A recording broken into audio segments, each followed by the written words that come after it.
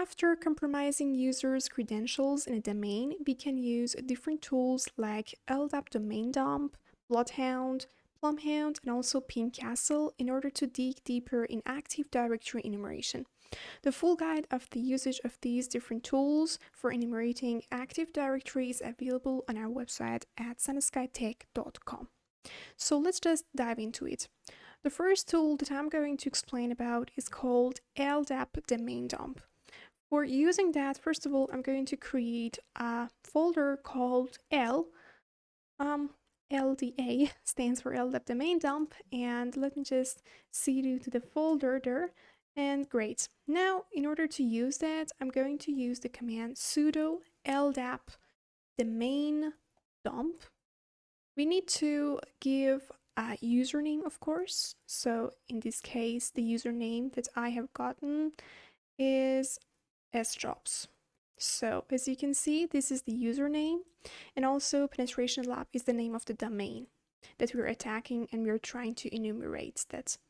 We also need a password, and the password of the user in this case is inspired1. And also we need to mention the IP address of our DC, which in this scenario is 192.168.1.116. So that's it. Now let me just hit enter. And pay attention that my DC is a virtual machine running in the background. I'm going to hit enter. Great. Now let me just use ls, and we have gotten different reports here. So you can see, for example, here we have domain users. What else do we have? We have domain trusts.html. We have domain users by group, which can be really useful. We can see admins, the domain admins, enterprise admins, etc. We have also the domain computers HTML, so we can see them. We have even domain computers by OS. That's fantastic. We can see their OS, the version of the OS, if they are vulnerable to any specific thing. So that's it. Now let's just see that. I'm going to use Firefox in order to see those HTMLs. So let's start with this one, domain users by group.html. I'm going to just paste it here and hit enter. So here we have domain users and the CNs, the common names. So Bill Gates, Steve Jobs, SQL service. We can see also the last time that they have logged on. Great. We have also description part here. So for example, in front of SQL service description, we have this: the password is my password 123, and etc. So great. It seems that the person, the admin that created this user, just forgotten that they have left this information, credentials, in the description of this user. And what else do we have here? We have also the group policy creator owners, like these guys, administrator, Alexa, and etc. We have also domain admins, enterprise admins, and administrators, and everything else. So it's really handy, and it's just really practical to have a look on it. But let's just dig further. Let me just see what else do we have here. We have also a domain policy.html. So let me just show it. In here we have the domain policy, and the policy, as you can see, is just telling us that the password history length, the minimum password length is 7, minimum password age 1 day, maximum password age, and etc. So it's just giving some policies about the password. We have gotten a bunch of different useful things here, like, as I said, domain computers by OS. So let's just see this one, HTML. And here it is. We have gotten these two: Microsoft Windows 10 Enterprise Evaluation. It just gave us the operating systems. It says Windows 10 Enterprise Evaluation Systems, both of these operating systems. It also gives us the operating system versions. Great.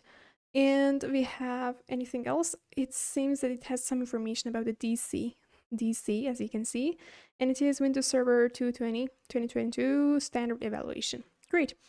And the DNS hostname also is available, dc.penetrationlab.local. So yeah, we have gotten a bunch of useful information here.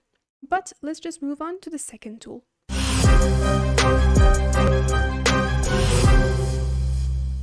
BloodHound is the second tool that we can use in order to perform post-compromise Active Directory enumerations. In order to install that, you can use the command sudo pip install BloodHound. I have already installed it, so the only thing that I'm going to do is creating a directory called BloodHound and cd to that directory. So here we are. And the first step is using BloodHound in order to gather some information about the domain. So in order to enumerate the domain. For doing that, we need the command bloodhound-python -d, which stands for domain, which is in this scenario penetration lab.local. We need to give a username, sdrops, password, inspiron1. We need to give the name server, and the IP of the name server is exactly the IP of the DC in this scenario. We have also -c, which stands for collect, and we need to tell BloodHound that please collect everything for us, every information that you can.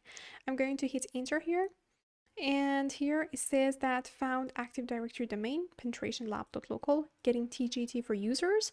If you do not know what exactly TGT is, it stands for ticket granting ticket. The users, in order to log into domain, they need to enter their password, send their NTLMB2 hash to DC in order to be authenticated and in order to receive ticket granting ticket from the DC. And also I have completely described and explained everything about this in another video that you can check it. And also here it says failed to get Kerberos ticket, but here it says found one domain and connecting to Ldap server, the DC, and everything else is fine. Okay, so let me just clear the screen here and use ls. You can see that we have gathered some reports and all of them are in JSON format. Okay, BloodHound has a capability that it can show these reports in a really fantastic way. But in order to use BloodHound, first of all, we need to run a console called neo4j console. So I'm going to use the command neo4j console in order to run this console. For the first time, we need to set a password for it, and then we can use BloodHound. Here, it just gives us a link, and you can use it here in a browser, and here you can see that I have already, is it authentication type password, I have already set my password here. My username is neo4j and my password is also neo4j. So that's it. And now that the console is running in the background, we can just run the BloodHound. I'm going to use the command sudo BloodHound. Okay, great. We need to enter our username and the password that we have set in the console, in the neo4j console, and we can just open the BloodHound. I have some information already present here. You can just go to this hamburger, go down and clear the database in order to clear them. So now you can just upload the information that we have gathered and they were in JSON format here. And I click on computer, home, and I go to the directory that I created for BloodHound, and the reports, the JSON reports were there. So here, post-compromise attacks BloodHound, here it is. We can select all of them and open it. It takes a moment in order to be uploaded. We need to check whether all of them are uploaded or not, and perfect, they're uploaded now. Here we can just go to analysis, and in analysis we have gotten different sections like domain information. It can show us domain information, dangerous privileges, Kerberos interaction, shortest path, and etc. So let me just click on find all domain admins. I will click on it and it's going to show us this domain admins groups in penetration lab.local, and it shows that the domain admins are SQL service, a Ripley, admin administrator. You can simply click on these nodes and it will show the information of them in detail. For example, I wanted to know more information about this user, this domain admin, and it's just gathering some information, and it just tells overview, sibling objects in the same OU. You can just click on it. Effective inbound GPOs, the group policies. If I click on it, I can see that this AREP is a user created in the OU called users OU. And this users OU was created in, of course, in this domain called penetrationlab.local. And also here we have GP link, the group policy link. There was a group policy object created for this domain called disable Windows Defender. So, and here we have default domain policy. So this policy simply tells us that all of this guy, AREP, its Windows Defender is turned off. Great. We just understood some important weakness and vulnerability. And also we can dig deeper by just looking at node properties. We have node properties here, like display name is Alexa Ripley, so the first name is Alexa. We have also some more information like ASREP Roastable, if this account is ASREP Roastable. If you do not know what exactly ASREP Roastable is, I've explained it in detail in another video, but if I want to just give you a short explanation, ASREP Roastable, normally the users need to enter their password in order to log in to domain and in order to get the TGT. But there are some users that they might have some permissions in order not to send their NTLMP2 hash to DC, but get the TGT. So those accounts are the accounts that we can perform ASREP Roastable attack against them.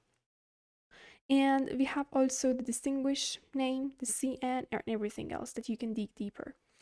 Another important thing which is so useful in BloodHound is if I just click on find all domains once more, imagine that I have currently compromised this user. I can just right click on it and click mark user as owned.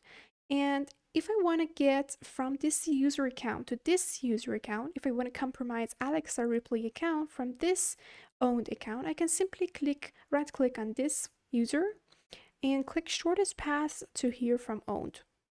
And it will simply show me that how exactly can I get from this compromised user to this new user. It shows that this compromised user is a member of administrators groups of this domain, and also it shows me that the administrators groups have this privilege write the ACL discretionary access control lists toward this user. So if I do not know exactly that how can I abuse this write the ACL, I can simply click on it, right click on it, and choose help. Here there are a bunch of different information gathered. We can just see in info, it says the members of the group administrators have permissions to modify discretionary access control list on the user AREP. With right access to the target's DACL, you can grant yourself any privilege you want on the object.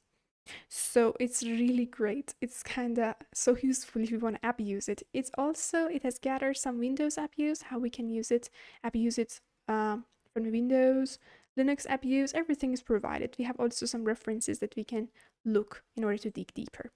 So that was the use of BloodHound, and here we can even see the Kerberos interaction. We can see list all Kerberosable accounts, and also the full explanation of Kerberosable is also available in another video if you want to know more about Kerberosable. But simply, Kerberosable accounts are those accounts that we can get the service account password from those accounts. So yes, that is BloodHound. But let's just move further to the third tool, which is called PlumHound.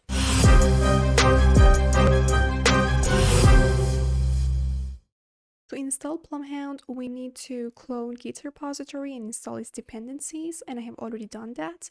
The full commands for installing this tool is available in the description. So here, the first step in order to run PlumHound is, again, like BloodHound, we need to run this command sudo neo4j console. So this console must be running in the background of our system.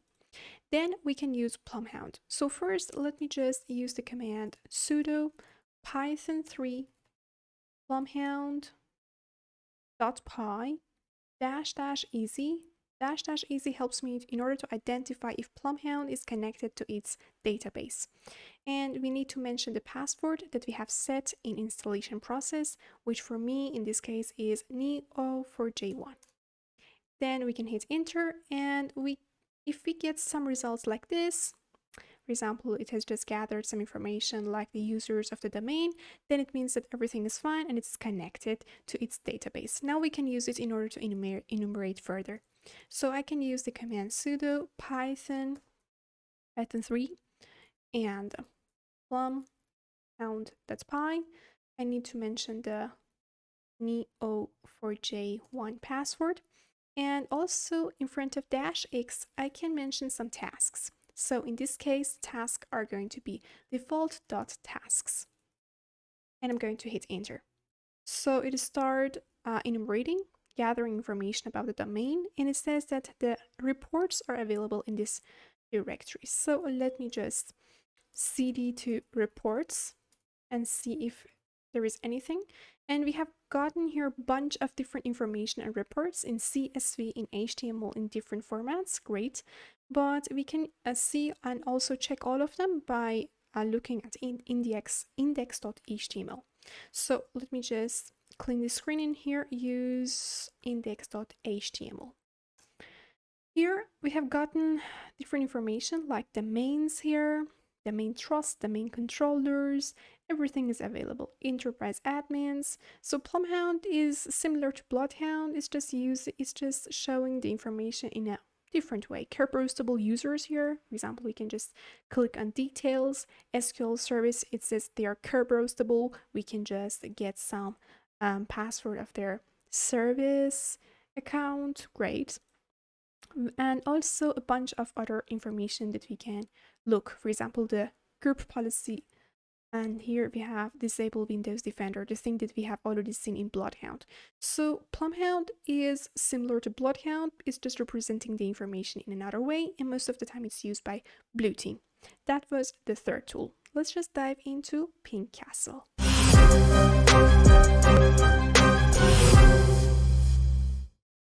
To use Pink Castle, we need a machine that is joined to a domain. In my scenario, I have my DC running, and also I have another machine that is joined to domain, and I have installed Pink Castle on this machine. You can use the official web in order to install this free tool. It can be used as a free tool. So here we have Pink Castle. I need to run it as administrator and click on yes here. And here we have gotten a bunch of different options that we can implement, like health check score, the risk of a domain, and a lot of other options. I'm going to use the first one and hit enter. And it automatically identifies the name of the domain, penetrationlab.local. I'm going to hit enter again, and it starts enumerating against this domain. For example, it gathers user data, computer data, trust data, privileged groups, and some objects. Maybe it's the GPOs, group policy objects, gathering delegation data, GPO, and also other information. I have already done this, so we do not need to wait for it in order to finish its process, although this process does not take too much, but can be too much for this video. So I'm going to minimize it.